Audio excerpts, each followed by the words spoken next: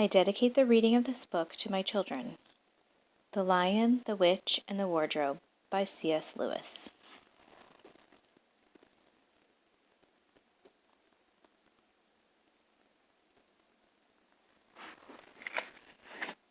Chapter 1. Lucy looks into the wardrobe. Once there were 4 children whose names were Peter, Susan, Edmund, and Lucy. This story is about something that happened to them when they were sent away from London during the war because of the air raids. They were sent to the house of an old professor who lived in the heart of the country, 10 miles from the nearest railway station and 2 miles from the nearest post office. He had no wife, and he lived in a very large house with a housekeeper called Mrs. Macready and 3 servants. Their names were Ivy, Margaret, and Betty, but they do not come into the story much. He himself was a very old man with shaggy white hair, which grew over most of his face as well as on his head, and they liked him almost at once.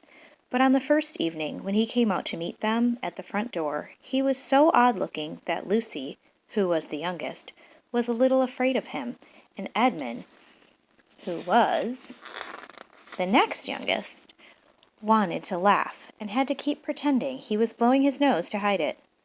As soon as they had said good night to the professor and gone upstairs on the first night, the boys came into the girls' room, and they all talked it over. "We've fallen on our feet, and no mistake," said Peter. "This is going to be perfectly splendid. That old chap will let us do anything we like."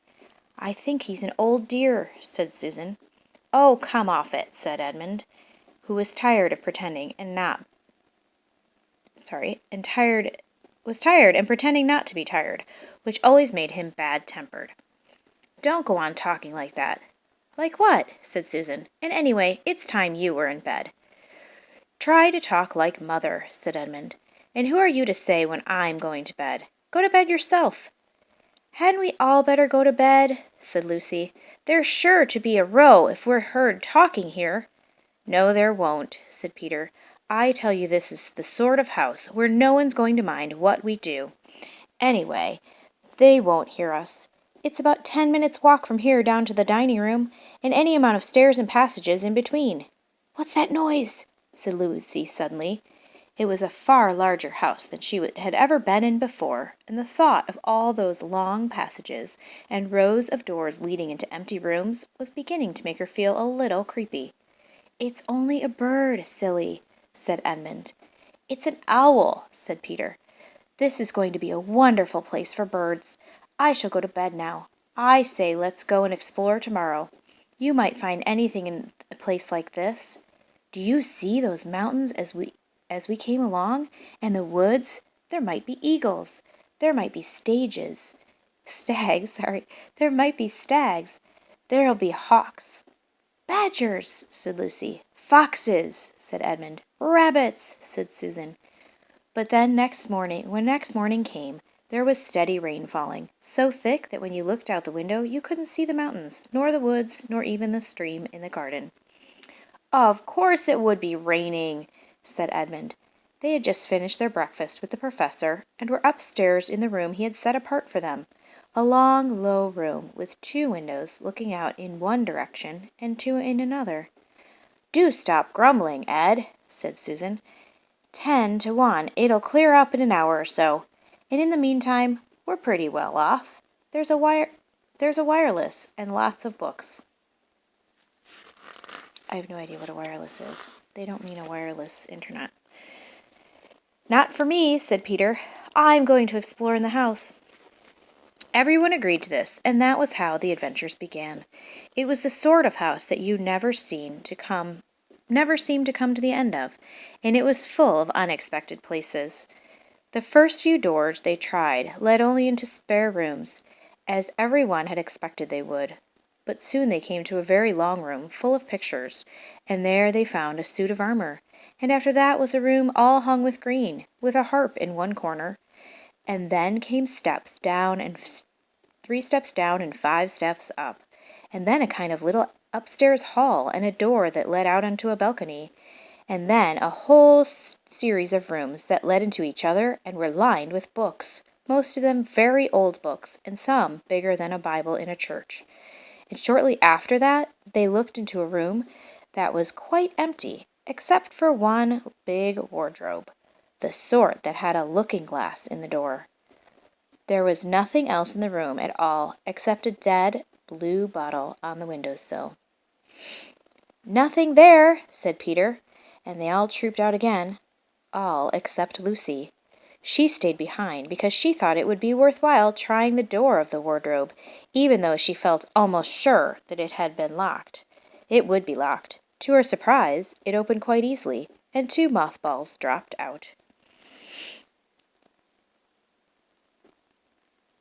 Looking into the inside, she saw several coats hanging up, mostly long fur coats. There was nothing Lucy liked so much as the smell and feel of fur. She immediately stepped into the wardrobe and got in among the coats and rubbed her face against them, leaving the door open, of course, because she knew it was very foolish to shut oneself into any wardrobe. Soon she went further in and found that there was a second row of coats hanging up behind the first. It was almost quite dark in there, and she kept her arms stretched out in front of her, so as not to bump her face into the back of the wardrobe. She took a step further in, and then 2 or 3 steps, always expecting to feel woodwork against the tip of her fingers, but she could not feel it.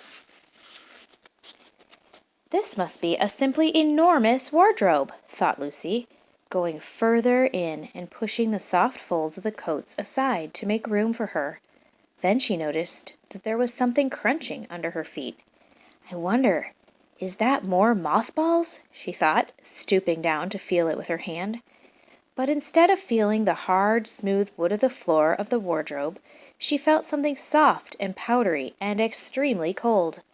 "This is very queer," she said, and went on a step or 2 further. Next moment she found that what was rubbing against her face and hands was no longer soft fur, but something hard and rough and even prickly. "Why, it is just like branches of trees!" exclaimed Lucy. And then she saw that there was a light ahead of her, not a few inches away where the back of the wardrobe ought to have been, but a long way off. Something cold and soft was falling on her. A moment later she found that she was standing in the middle of the wood at night time, with snow under her feet and snowflakes falling through the air.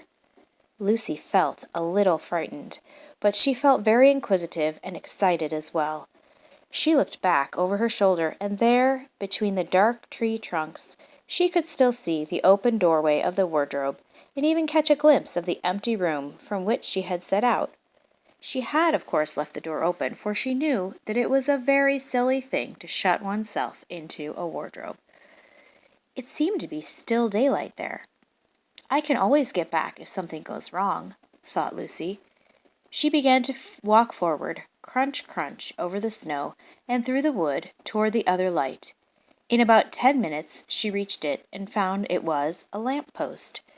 As she stood looking at it, wondering why there was a lamp-post in the middle of a wood, and wondering what to do next, she heard a pitter-patter of feet coming toward her, and soon after that a very strange person stepped out from behind the trees into the light of the lamp-post.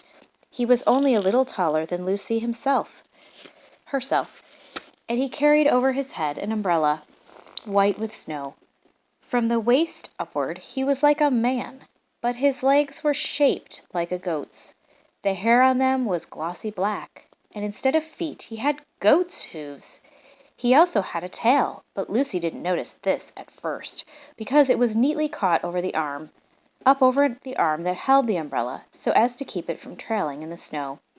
He had a red woolen muffler round his neck, and his skin was rather reddish too.